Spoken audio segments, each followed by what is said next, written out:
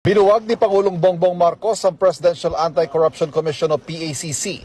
Komisyong binuo ni Pangulong Duterte sa ilalim ng kanyang opisina noong 2017.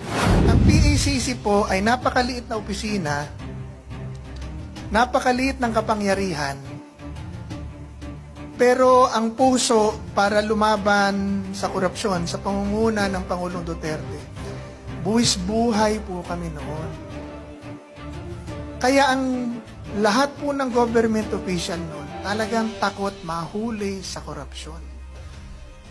Ngayon, tinanggal po nila yan at ang una pong ginawa ng Pangulong Marcos, EO1, Executive Order Number 1, alisin ang PACC.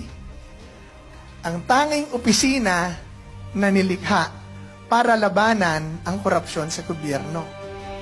3 years later, ngayon nakikita natin, lahat po ng mga programang inilagay ng Pangulong Duterte noon laban sa droga, korupsyon, red tape, kriminalidad, na kanilang inalis or binago ang humahabol sa kanila ngayon.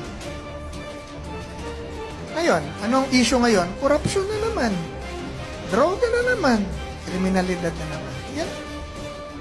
Insurgency. Lahat nagbalikan. Dati, sabi nga ni General Esperon, paubos na ang mga komunista. Ngayon, buhay na naman ang mga komunista. Sino ang nagpapa-impeach kay VP Sara? Anak pawis, anak bayan. Lahat ng anak. Anak ng... Bawal magmura.